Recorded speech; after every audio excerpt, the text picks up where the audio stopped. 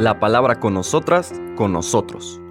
Una reflexión de la palabra cotidiana en diálogo con el acontecer de la comunidad universitaria.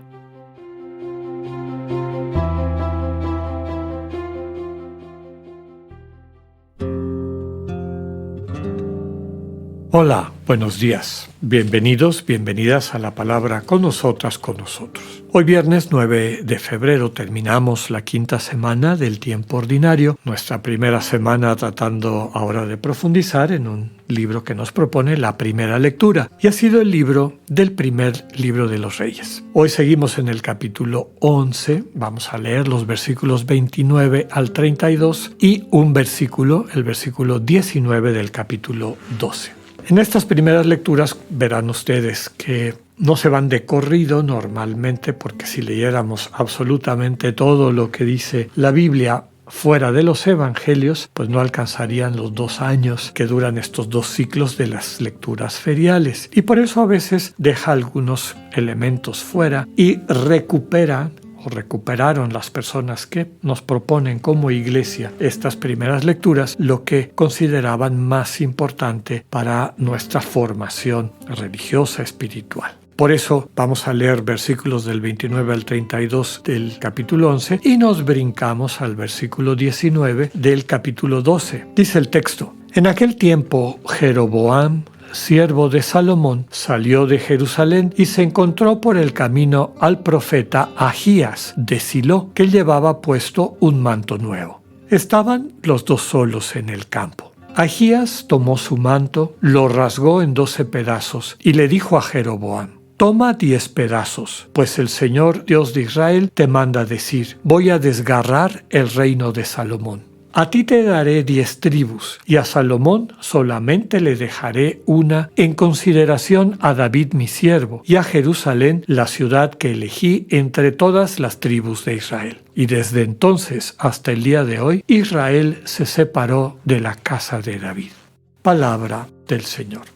Bueno, ya ayer veíamos y comentábamos que estos libros, no solamente como algunos de los relatos heroicos o legendarios propios de los pueblos de la época, en donde, digamos, el faraón o el estadista de Asiria, el rey de Asiria, etcétera, eran presentados así casi como divinos, no cometían ningún error, jamás se equivocaban, todo lo hacían perfectamente. Llama la atención que en la tradición histórico-religiosa del pueblo de Israel, la fragilidad humana es reconocida y presentada como una posibilidad permanente, acompañada desde luego de la invitación a una vida más congruente, a una vida realmente de vinculación, de fidelidad al Dios que nos convoca, al Dios que nos da la vida y que está comprometido por llevárnosla a plenitud siempre y cuando mantengamos nuestra relación, nuestra alianza con Él.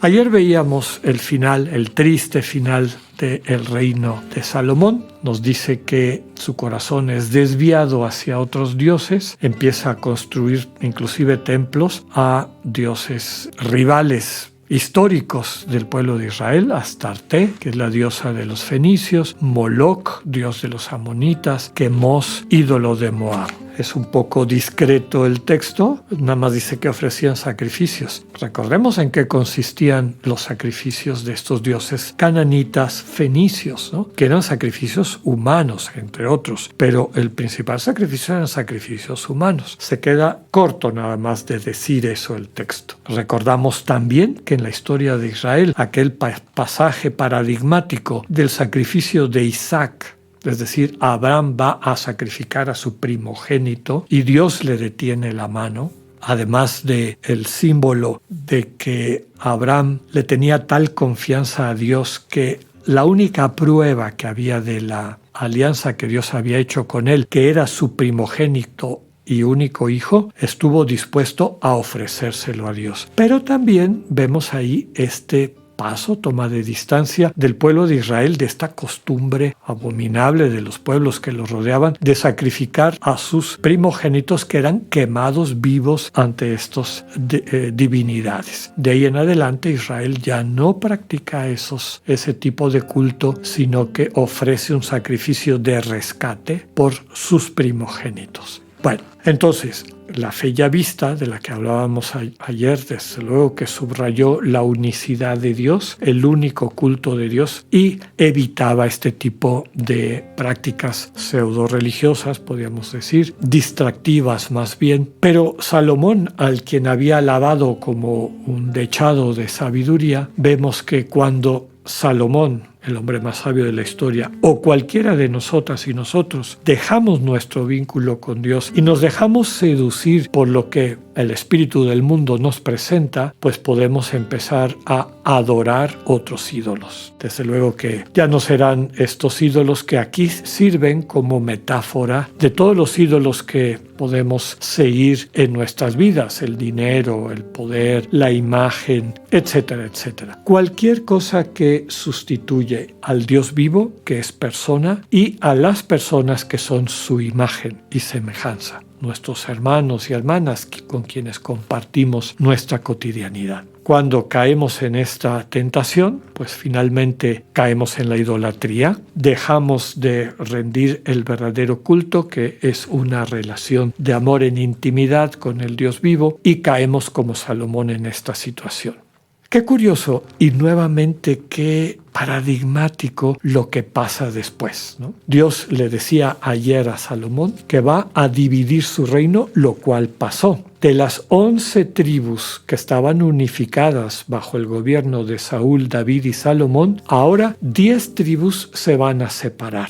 ¿Y quién las va a liderar? Jeroboam, uno de los siervos de Salomón, que a la muerte del rey va a hacer una insurrección y no solamente se queda con la mayor parte de las tribus, 10 de ellas, sino con la mayor parte del territorio, y el territorio más fértil, que es el norte, donde había agua, donde había producción. Además se quedan con el nombre Israel. Es el reino de Israel, también conocido como el reino del norte por el lugar geográfico que ocupa. En el sur nada más queda una tribu, Judá, manteniendo la capital en Jerusalén. Es la única tribu que se queda a cargo de los descendientes de David. Ya en el norte tenemos una dinastía que no tiene como cabeza a David. Ya iremos comentando sobre eso en los siguientes días. Les digo que es simbólico y paradigmático. Fíjese cuánta riqueza hay en estos textos. Cuando tú, yo o cualquier persona en esta relación de fidelidad, de intimidad y cercanía con Dios, abandonamos al Dios vivo para seguir nuestras, las tentaciones, las falacias que nos presenta el espíritu del mundo, estos ídolos del dinero, del poder, de la imagen, etcétera, etcétera, corremos el riesgo de que nuestro reino, es decir, nuestra identidad, lo que estamos llamadas a ser, nuestra dignidad, se fragmente.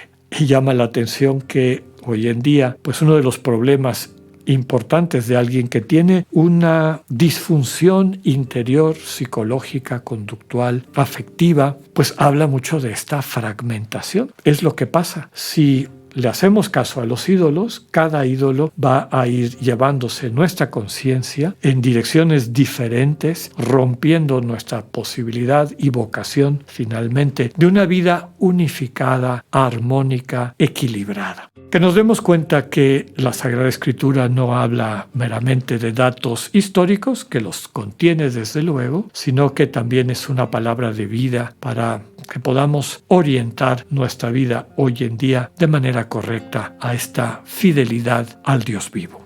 Que tengan un buen día, Dios con ustedes.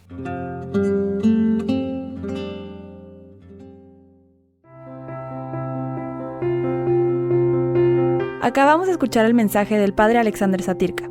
Escúchalo de lunes a viernes a las 8:45 de la mañana por radioiberoleon.com, a través de nuestra app gratuita para iOS y Android o por Spotify. Esta es una producción de Radio Ibero León en colaboración con el ITESO, Universidad Jesuita de Guadalajara.